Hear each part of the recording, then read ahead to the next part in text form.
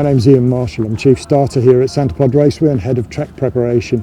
I'm here today to explain to you the importance of using VP track preparation compounds and glues to make your drag strip the best it can possibly be. There is really a backstory to why we use VP. Back in the day we used another company's product to prepare our racetrack, and VP came along and used to supply, or do supply, race fuels through Santa Pod Raceway. And of course, through a conversation, it was brought to bear regarding their traction compound. And we tried the LC7 back in the day. This is going back a number of years, but LC7 was designed for the American market and we struggled with it in the cold. And unfortunately, at that time, we had to stop using it because of our temperature differentials that we get from high to low, etc. But unbeknown to us, VP in the background had been doing some work and working with a guy called Jimmy Bradshaw, who has run various tracks in America with similar weather conditions to ours.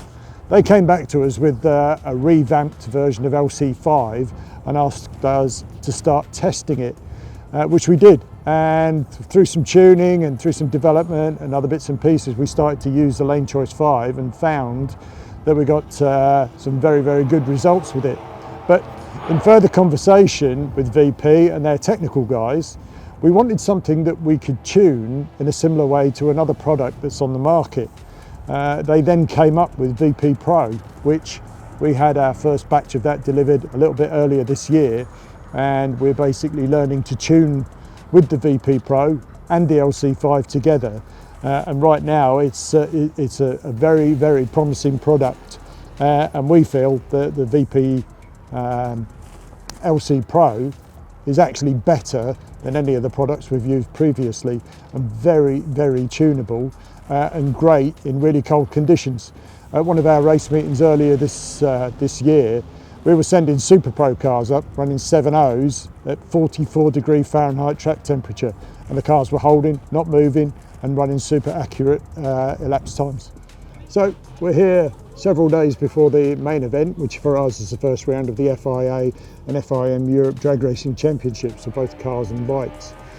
And what we have to do is we have to prepare the racetrack to a very, very high standard. We're running pro modified cars, top fuel cars, super street bikes, and also top fuel bikes and many other classes in between. So we have to start by removing a considerable amount of old rubber to get rid of the tired stuff, because what we want is fresh, clean, sticky rubber on the top of the surface. To do that, as I said, we begin by scraping most of the rubber off the surface. We then clean the track, apply VP SLR, start line resin, which allows us to bond the new rubber to the track to create a much stronger bond between the rubber and the actual concrete surface. We then clean the track again with various cleaning chemicals that we use. Then we start to apply fresh rubber.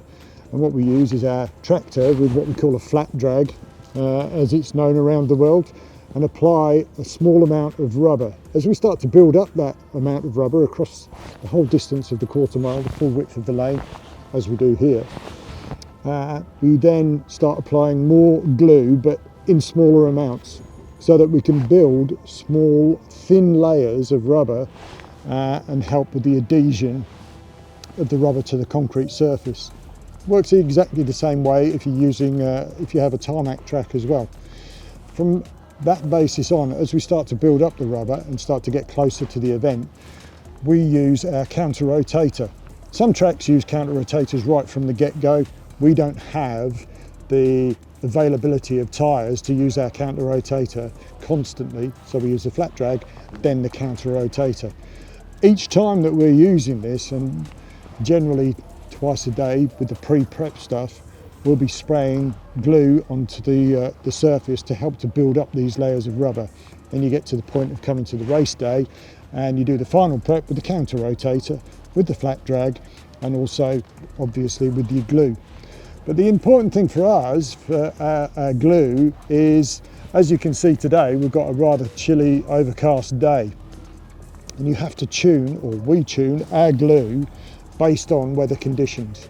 But also, the stuff that's about to come around that corner, our race cars, race bikes. If it's a general run what you've brung, we wouldn't prep the track as hard as we would for our first FIA championship round as we do this weekend, because really and truthfully you're dealing with street tyres, and a regular road tyre has a negative effect on your surface, so we don't obviously apply as much glue and put as much time into the track prep. When it comes to a full-on race event with race cars, race bikes, we spend an awful lot of time keeping the thing clean, dry, obviously safe, and applying the right amount and the right mixture of glues, methanols and various other chemicals that we use to promote adhesion onto the track surface.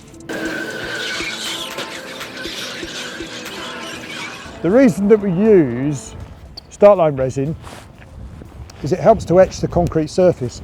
When you get situations with pro stock cars, you get front-wheel drive cars that hit the start line really, really hard, what they generally do is taken away an element of the rubber that's been built up on the start line. For other classes, it's really important that we build that level of rubber back up, because rubber is adhesion. The glue generally sticks to the rubber, not the concrete. Therefore, we want to build up the level of rubber. As can be seen here, we have bald patches.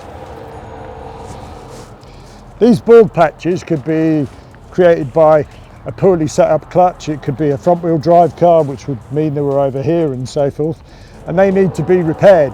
So with the use of the VPSLR, we lay this down, the chemical starts to work with the concrete, we then sled or rotate over the top, and that allows us to apply rubber back to the surface much faster than it would without using the product at all. What we've got here is a device called a KEG. K-E-G. I have no idea what it stands for, but it's probably got something to do with the manufacturer. We use this within the FIA and at Centerpod Raceway to provide data to all of our racers of basically where we are with the track conditions. This device goes along and through a system of wheels, etc. underneath, tells us basically how much traction there is available at a given moment on a given area on the racetrack. What we do with this is we go out and we'll check the point of hit for a top fuel dragster, which is 300 inches back from the start line. We'll do it the same for a pro modified car, door car, which is roughly 105 inches back, and other vehicle areas, 125 inch for funny car. But then what we do is we go out further, and in the centre of the groove we will measure 30 feet out, 60 feet, 200 feet and 330 feet. All of that data is then put into our system that we have here, that then sends all of that data 45 minutes prior to a pro round to every single racer that's on site at our race events. That way, even though it's just what appears to be a bunch of numbers, once you start to correlate that bunch of numbers to how your tune within your race vehicle works, then these numbers start to make a bit more sense.